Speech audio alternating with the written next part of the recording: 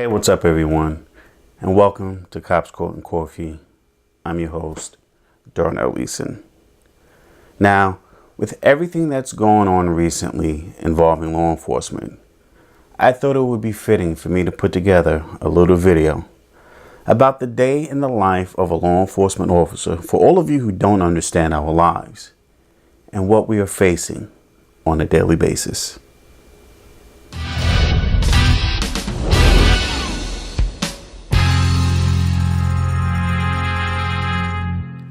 I've been part of the law enforcement community since April of 1996, and every single day that I put on my uniform, I do it without even thinking if I'm going to be able to put it on again for my next tour of duty.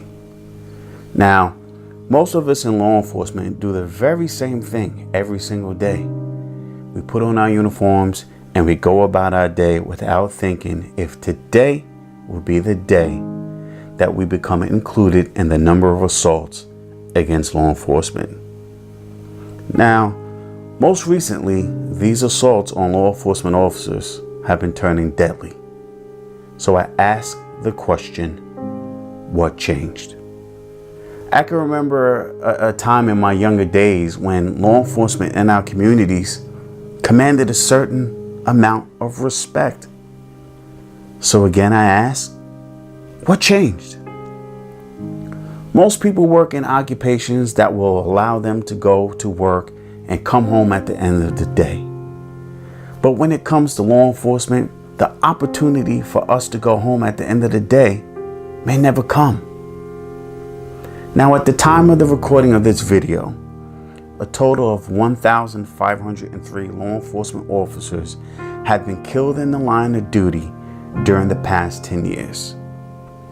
So for me to put that into perspective, that's an average of one officer's death every 63 hours, or one death every 2.5 days. So you see, being a law enforcement officer means that there is a very strong possibility that I might not get home. So again, I ask, what changed? But let me ask you this. How many of you out there in your field of work can actually say that being in your profession will put you at risk to not make it home at the end of your day? Did you know that last year 126 federal, state, local, tribal, and territorial officers were killed in the line of duty? And if you compare that to the previous year of 102, that's a 24% increase of officers killed in the line of duty. And so far this year, 46 of my brothers and sisters have been killed. So again, I ask, what changed? In addition to the deaths, there were over 50,000 officers who were assaulted while on duty each year while performing their actual official duties.